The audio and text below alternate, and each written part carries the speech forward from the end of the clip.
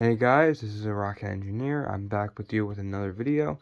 It's been a little bit. I've been working on my designs. I've been working a job and, well, I've been pretty busy, but I have finished building my design. The one I showed in my previous video. It turned out pretty good. I have launched it. The launch is very good. I have to show a video of it. I forgot to film it. My bad. But next time I launch it, I will film it and I will put it on my YouTube channel. You'll see.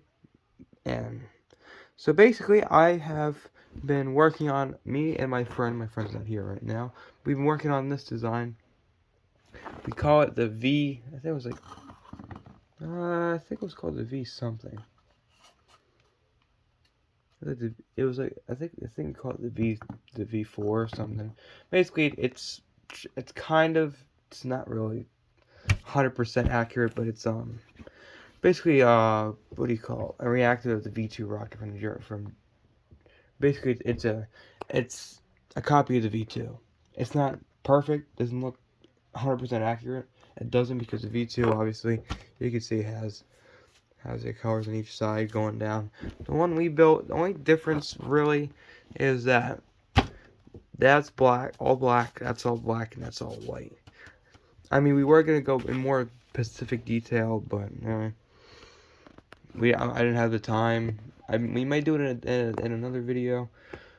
When we have more time. But here's our checklist we were talking about here. We have the D12.5 that's already installed. We have the Luan. We have the cardboard. We have the paper towel roll. Everything on here is checked off. You know why? Because using this, the to-do list, is the best thing to do, my friends. And another thing that you can do, I do it. I normally try to estimate the size. It was supposed to be 4 feet and 5 inches and 58 inches. I mean, inch and 5/8. Sorry.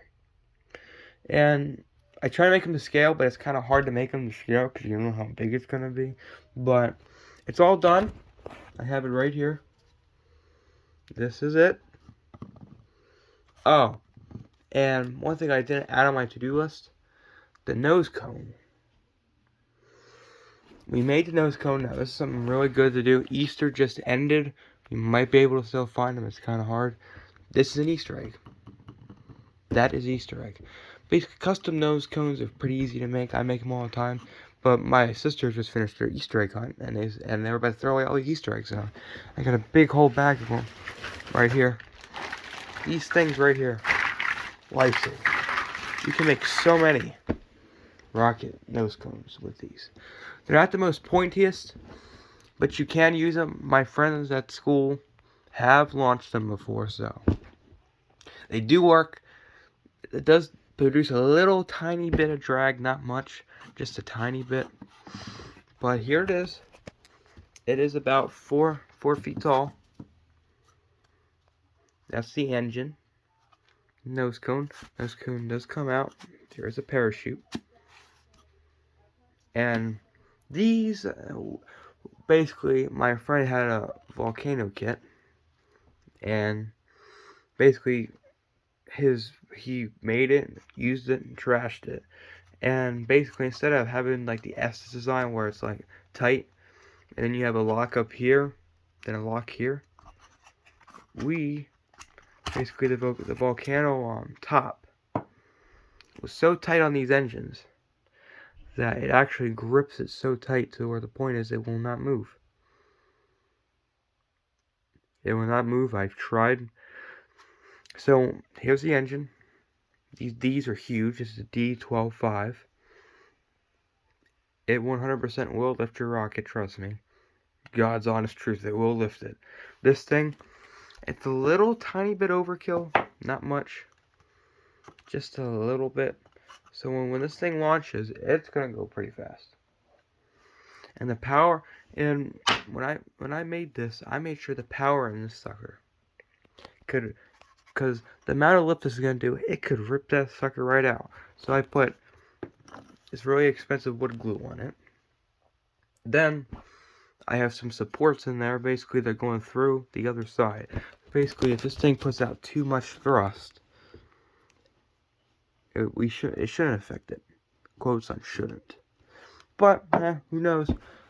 We do plan on launching it soon. There's still a few kind of small details I still have to do to it. Such as adding the parachute. The shock cord's already installed. I just have to install it onto the nose cone. And then that's about it. It's basically there. And the day I launch this, little rocket right here, I'll probably be launching that one too. So we'll have like a collab video or something. But, who knows?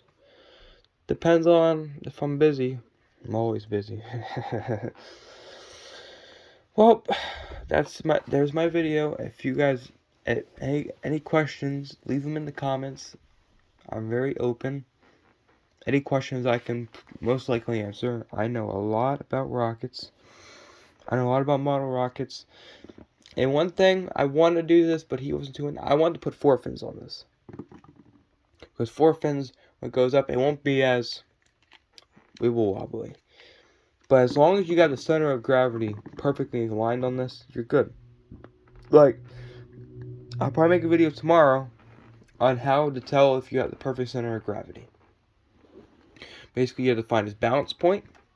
Once you find his balance point, you tie a rope around it. Pretty long, not too long, maybe about 4 foot, 3 or 4 foot, yeah. No, a little bit, yeah, 3 or 4 foot. And then once we have it around 3 to 4 foot, you tie it, and you just swing it like a lasso. And when you're swinging it, if you see it gliding like this, that means you have a perfect launch. But if you see your rocket doing this, or doing this, that means your center of gravity is too much. So basically, your nose is too light, or your back's too light. And easy fixes, if your nose is too light, all you do is put a little bit of weight, like Play-Doh. If you're gonna put rocks in, I would probably put some glue, lead weights, anything that weighs a lot, you can put in there, and it will weight it down. So basically, you want your center of gravity right around where this paint starts, maybe a little bit farther up. But my center of gravity is about where that paint starts. So if you have that, you have a perfect launch. It's just make sure when you make these nose cones, don't make them too tight. You make them too tight, they don't like the, how do I say, seat right. Basically, when they're too tight, well, with D engines, it doesn't really matter. But when you're working on A's and B's and C's, you want them to be a little bit loose, because when they shoot up, you want all that pressure just to launch it out. Well, that's all I have for you today. I have another video on how to pack your recovery wadding, how to pack a parachute, and how to launch one, which that's so easy, it's unimaginable. But I'll give you more updates. Make sure you like, subscribe. If you have any questions, leave a comment. I'm always open to asking any questions. So thank you all for watching. I'll see you all next time. Bye.